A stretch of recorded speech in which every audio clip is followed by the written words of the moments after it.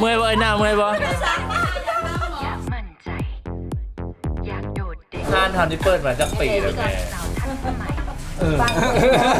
น้ำซาจากกับภูเขาทองเอาน้ำก้อนมาใส่นี่นะเป็นเลยดีอ่ะ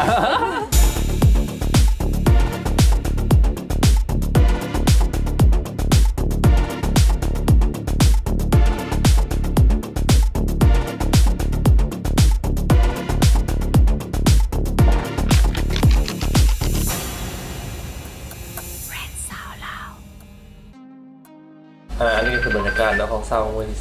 3กำลังทีไปแทกโตของโปรเจกต์อีกโปรเจกต์หนึ่งของแบรนด์สลาวเนาะ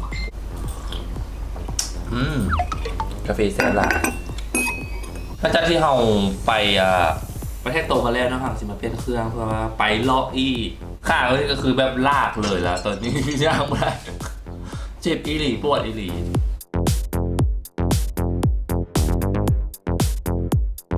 ตอนนี้หากได้มาแทกโตแล้วเรียบร้อยแล้วเนาะจะน่าสิกลับไปห้องไปเป็นเครื่องแล้วก็สิไปกินทุเรียนจะกินทุเรียนแล้วก็ไปกินปลาน้ำปลาหลังจากที่เราออกมาจากธนาคารเนาะแล้วเราก็มากินเสส่วนยูฮันปักไว้เดือเนาะเป็นเสส่วนแต่ว่าอันนี้มีแต่ต่ำแล้วเราจะวันได้เอาเสส่วนมาลงเพื่อเนาะอันนี้ก็เป็นลาบมักจอมตัวแซ่บแห้ง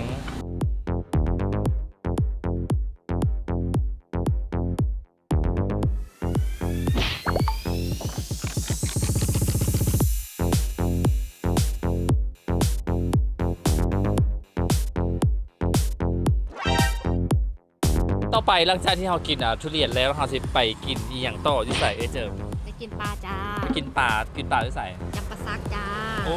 ตื่นเต้นจะเห็นเขาเองมันอยู่ที่แถวใกล้ๆบ้านมึงป่ะไก่อ๋อไปกินที่แถวนั้นว่าไปกับบูฮูคือกันนะอาซาต้องไปเจอเบิ้งทำการอยู่เลยเนาะไปโก้ตอนนี้ฮากามาแวะภูสะเลาหรือภูสะเลาภูสะเลาภูสะเลาภูสะเลาภูสะเลาใช่เพื่อนภูสะเลาภูสะเลางามแหงเบิ้งพระหลายแหงแล้วก็วาดงามเนาะผู้ใดที่แบบว่าบุญแม่นคนใต้ๆนะมาก็มาเบิ้งได้เนาะอันนี้คือว่าเป็นแลนด์มาร์คของปักเสเลยเป็นบ่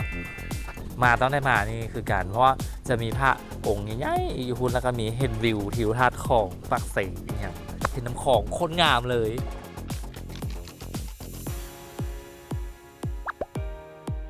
นี่ก็เป็นจุดชมวิวของ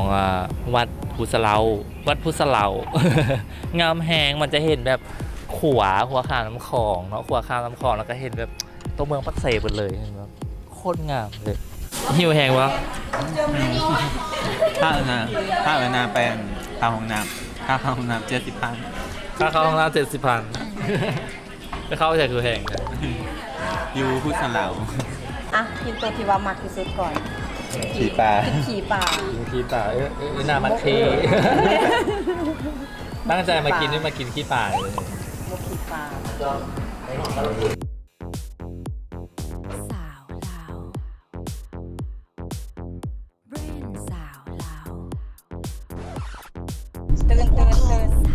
ื่นเลยนางกระหนาทู้ตะแขวของพ่อตั้งมาเด้อถึงมาเองเนาะ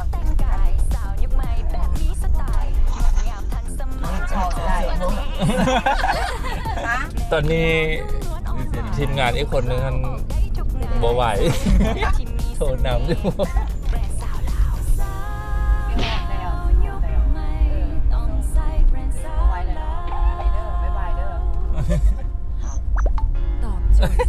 บางจักเสียงคน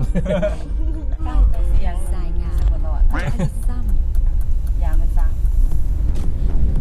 ปล่อยมันเป็นที่ชอบเถอะฮอดแล้วฮานคาเปียกคาสีขับเปียกในตำนานคาเปียกในตำนานตำข้าวเอง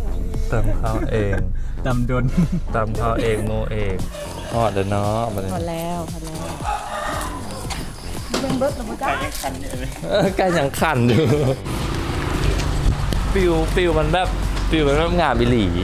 คงเป็นคลาสสิกของเหือนแบบว่าเป็นเหือนส่งบูฮานเหือนส่งเก้าละ ข้าราชการกำลังเฮ็ดอยู่นี่กำลังแบบว่าเฮ็ดพร้อมขายพร้อมแบบว่าเฮ็ดกำลังเฮ็ดไปพร้อมขายไปพร้อมแบบลูกค้ามากับแบบว่าเฮ็ดลูกค้าเห็นกินอยู่ในแบบพื้นเงินหรืออย่างเลย เข้ามาเบิ่งบรรยากาศทางในเลย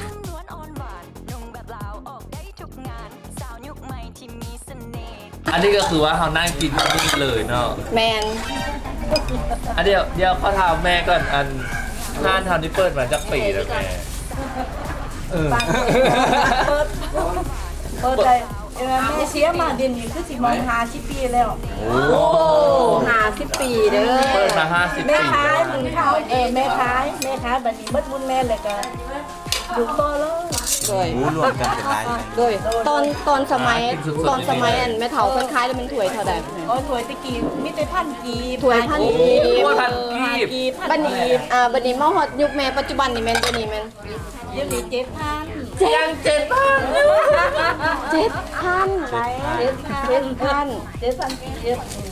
ผู้ใดจะกินข้าวเปียกคือต้องมาห้านนี่เสร็จแล้วเนาะแต่ว่าต้องตื่นให้ทันเด้อ ทันบ่ทันแล้วก็แม่นแล้วก็มันร้านเด้อดิแต่เด้อเป็นร้านปรุงอยู่พี่เลยนั่งปรุงอยู่พี่เลยเป็นร้านเป็นร้านมันบ่เป็นร้านเหรอ บันลาน ควายก็มีบ้านร้านทั้งอย่างมันบูหู อันเดียว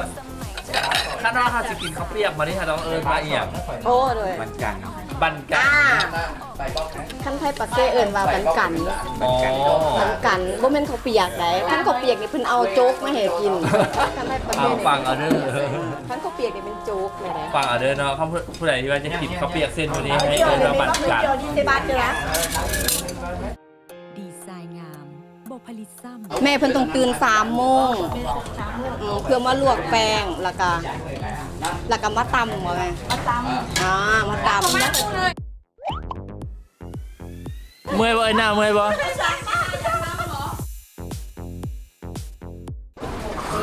อันนี้กับหม้อน้ำสากาน้ำสาอันนี้กาน้ำสาเดี๋ยวข้าจะรินน้ำชาให้ทุกท่านย่าแหงโอ้กินน้ำสามันต้องแบบนี้สาฮอนเพชรนี่จ้าสาร้อนๆจ้ะจากเชียงกงค่ะ ถ้าได้ยิงเครื่องหนึ่งมันจะบ่ได้ ง่ายแหง เครื่องหนึ่ง ก็คือแบบว่าโคตรคลาสสิกเลยก็โคตรแบบว่าผู้ใดที่ว่าจะได้ฟิลแบบคลาสสิกหรือว่าแบบว่าในตำนานนี่อย่างประมาณนี้ต้องมา คุณสองถ้วยบ่บ่มีไผมาแสดงหนังอยู่เนาะ แม่ก็ไปสลาต้องมาแล้วแหละมาถ่ายแบบนี้ กำลังขายเลย ถ่ายแบบไปซาลาถ่ายแบบไปทางล่างกับตากับเปียกอยู่ อุ้ยลีได้น้ำชาจากกาภูเขาทองเอาน้ำก้อนมาใส่นี่น่าเป็นเลยเบียร์สีเดียวกันเลยเสื้อแพงคือว่าได้แบบได้วิวได้บรรยากาศแหงแบบว่าเตียงนี่แบบเตียงเก้าแก่แหงแล้วถ่ายยากอีหลีแบบบรรยากาศแหง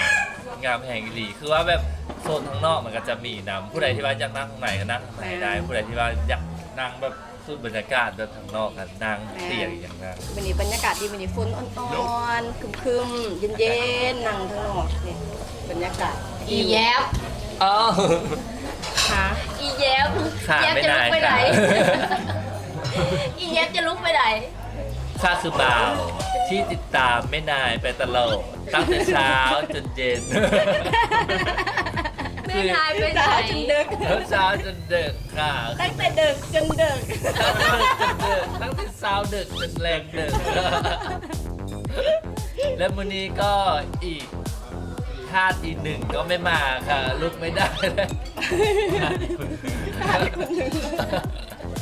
อ่ะ อีพิงค์ไม่ได้มา อีกไม่ได้มา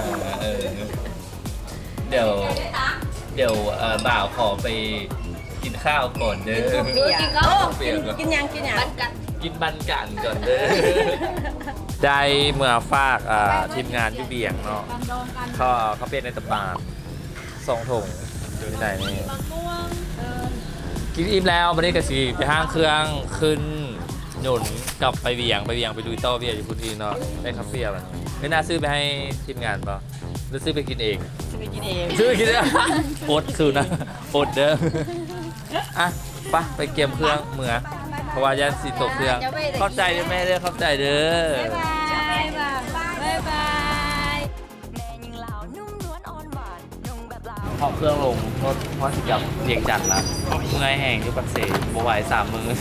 3 มื้ออยู่ปักเสที่เศร้ากับอยู่ประมาณอาทิตย์หนึ่งไหวพอกลับก็บายบายปักเสเด้อแล้วเจอกันห้องหน้ายังไม่ต้องตัวอยู่บนถนนก่อนแล้วเจอกันที่บุญกัน